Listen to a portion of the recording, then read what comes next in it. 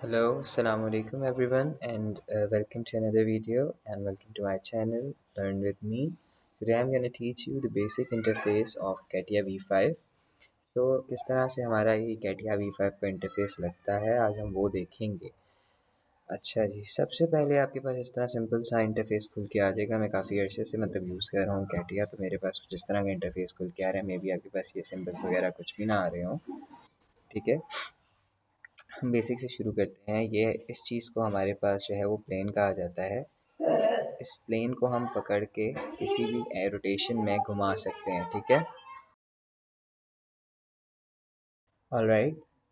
So it will be used to change the plane, like I can move it here and you can see it over here कि किस तरह आपके पास x y axis में आ रहा है, x y axis में आ रहा है। ठीक है, alright. Now you can see over here, this is the basic toolbar or the navigator. This is also known as uh, this is the penetration management, and this is used to center the object in this certain type of you know selection.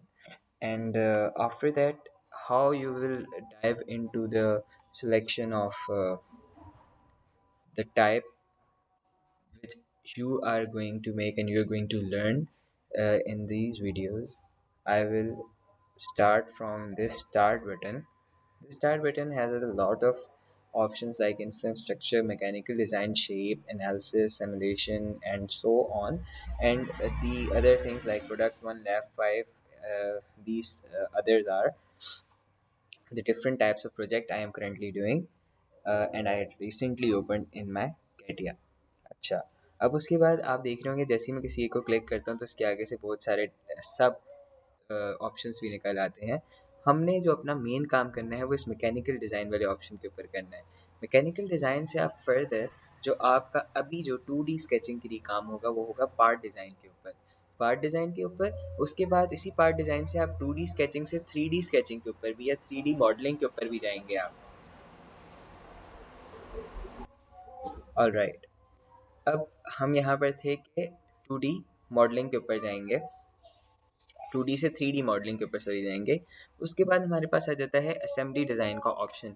Assembly design जो है हमारे पास, जब हम 2D से 3D के ऊपर जाएंगे, 3D से हम आगे डिफरेंट पार्ट्स बनाना शुरू करेंगे और उन पार्ट्स को मर्ज या असेंबल करने के लिए एक खसूस ख़ास किस्म की चीज़ बनाने के लिए हम असेंबली डिज़ाइन का इस्तेमाल करेंगे। After that SketchUp, product functional, well design, mould tooling design, structure design, ये सारी चीज़ें बहुत इंपॉर्टेंट की हैं। बारी बारी सब कुछ आपको सिखाया जाएगा। एंड इसमें एक और जो मेन हमारे पास ऑप्शन आता है that is of the drafting, that is basically the और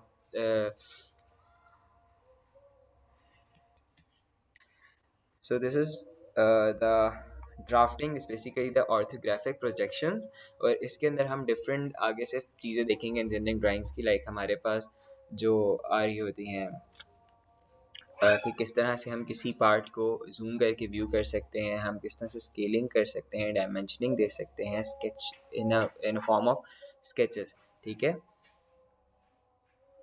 एंड एंड ऑल्सो हम ये भी देख सकते हैं कि किस तरह हम सेक्शनल व्यूज़ वगैरह यूज़ कर रहे होंगे। उसके बाद हमारे पास जो इसमें एक मेन आएगा, अब मैं यहाँ पर लेट से आता हूँ अपना मैकेनिकल डिज़ाइन जो आप सब साथ साथ करेंगे, ये पार्ट डिज़ाइन। ऑलराइट, अब इस तरह का आपके सामने इंटरफेस खुल जाएगा जब आप पार्ट डिज़ाइन को सिलेक्ट करेंगे। अच्छा, अब यहाँ पर आपको ये हैphazardly फैले हुए नज़र आ रहे हैं, लेकिन जब आपका इंटरफेस खुलेगा ना तो ये सारे कुछ इस तरह के नज़र आएंगे।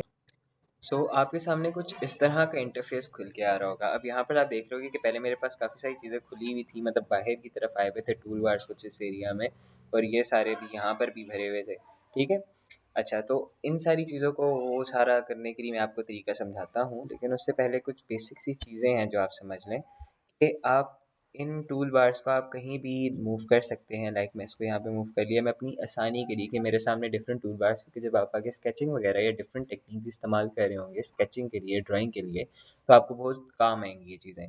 ठीक है, तो आप इसको बाहर निकाल लें और आइदर आप जो है वो इसको जिस तरह अपनी मर्ज़ी से आप इसको अरेंज करना चाहें, ठीक है। आप चाहें तो आप इसको यहाँ पर इस तरह करके भी अरेंज कर सकते हैं, ठीक है। किसी भी जगह पर ये सारी आप निकालते जाएं। ये निकाल ली मैंने, ये निकाल लिया मैंने, ये निकाल लिया मैंने, अच्छा इसको निकाल लिया मैंने। अब ये मेरे पास आ गई, यहाँ से मैंने सारे निकाल लिया। आपकी अपनी मर्ज़ी है, ठीक है। इधर you want to shift it over here, so you can see that कि हम डिफरेंट तरीक़ों से सारे काम अपने कर सकते हैं, ठीक है।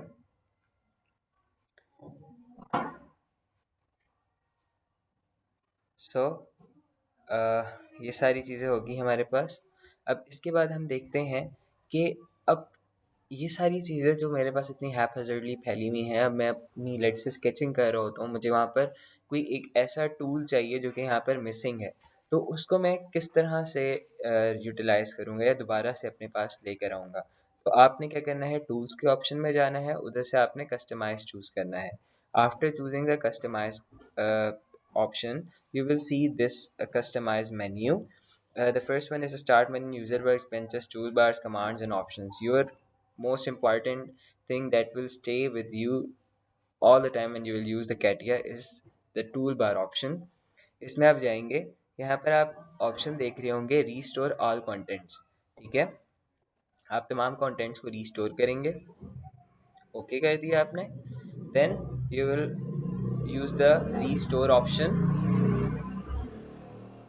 After using the restore option, all the toolbars that were haphazardly distributed all over the interface will go to their positions again. Alright, now after this आप क्या कर सकते हैं, आप इसको चूज़ किया, इस नॉलेज वाले को चूज़ किया। लेट से मैं कह देता हूँ कि मैं कह देता हूँ कि मैंने जो है वो लेट से मैं यहाँ से कोई चूज़ करता हूँ,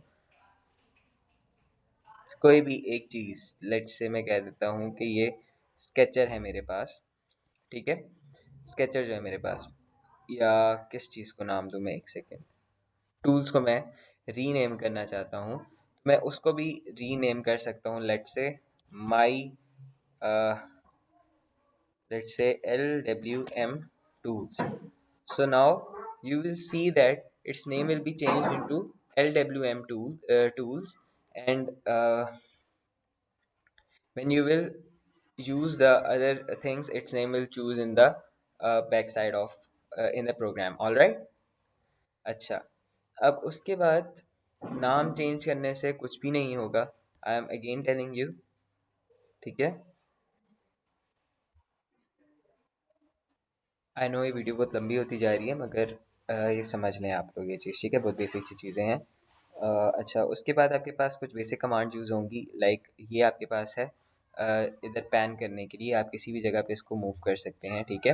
आपकी जो भी स्केच होंगे उनको ऊपर नीचे दाएं बाएं कुछ भी करने के लिए। ये रोटेट वाला जो आपके पास है, जिस तरह हम इसको मैनुअली पकड़ के कर रहे थे, अब इसको आप मतलब ये वाला ऑप्शन चूज़ करने के बाद भी कर सकते हैं। इनके शॉर्टकट्स भी होते हैं जो कि मैं आपको बताऊँगा with the passage of time कि आप किस तरह कर सकते हैं। आफ्टर दैट आपके पास ये जूम का बटन है, जिस पॉइंट पे आपने जूम करना है you will click on that and, ठीक है। आप ये जूम करेंगे तो ये आपके पास जूम होती जाएगी, होती जाएगी, होती जाएगी, होती जाएगी, ठीक है। एंड आफ्टर दैट आपके पास ये नेगेटिव का या सिंबल है जिसको आप कह सकते हैं कि जूम आउट करने के लिए, ठीक है। अच्छा, उसके बाद ये आपके पास है नॉर्मल व्यू के लिए, यानी आप अगर रोटेशन कर देते हैं और आपसे किसी मतलब गलत रोटेशन हो जाती है, आपने नॉर्मल व्यू पे लेके आना है कि आपके पास किस तरह से ये स्केच दिख रहा है, तो आपके लिए उसके लिए नॉर्मल व्यू का ऑप्शन है। उसके बाद आपके पास ये 4 व्यू है, यानी क्या होता है, अब ये जो आपके पास एक चीज़ होगी, कोई भी आप 3D मॉडल या स्केच बनाएंगे, वो चारों तरफ से किस तरह दिख रहा है, 4 एक्सिस में उसको दिखाया जाएगा। उसके बाद ये आपके पास 3D आइसोमेट्रिक व्यू के लिए इस्तेमाल होता है। इसके डिफरेंट है कि आप फ्रंट व्यू ले लें, बॉटम व्यू ले लें, टॉप व्यू ले लें, right side view, left side view, और whatever view you want, ठीक है। अच्छा, इस ऑप्शन का मैं बाद में इस्तेमाल कर बताऊँगा जब हम 3D स्केचिंग चूज़ कर रहे होंगे। ये बाकी सारे मैं आपको 3D में समझाऊँगा। उसके अलावा कुछ इधर के ऑप्शंस हैं। अच्छा, यहाँ से हम देखते हैं, ये भी 3D में ही इस्तेमाल होंगे। अब कुछ जो ऑप्शंस हैं उनका मैं आपको नेक्स्ट वीडियो में बताऊँगा, ठीक है। जो हम 2D स्केचिंग में इस्तेमाल कर रहे होंगे। सो स्टे ट्यून और नेक्स्ट वीडियो देखते रहिएगा। अगर वीडियो अच्छी लगे तो इसको लाइक शेयर एंड सब्सक्राइब कीजिएगा। Thank you. और यूनिवर्सिटीज़ के दीगर सब्जेक्ट्स के लिए भी हमारे चैनल को like share follow and subscribe करके बेल आइकन को ज़रूर हिट कीजिएगा, ताकि आपको यूनिवर्सिटीज़ के डिफरेंट और दूसरे सब्जेक्ट्स में हमारी मदद हासिल करने के लिए और अपने ग्रेड्स को बेहतरीन बनाने के लिए, कारीगरी में इम्प्रूवमेंट के लिए आपको आसानी हो और कंसेप्ट्स बिल्ड करने के लिए आसानी हो, ताकि आप जब आगे फर्दर अपने डिफरेंट सब्जेक्ट्स पढ़ने लगें यूनिवर्सिटी लेवल पर तो आपको आसानी हो। बिल्कुल हम यूनिवर्सिटी के मेयार के मुताबिक आपको पढ़ाएंगे और समझाएंगे भी।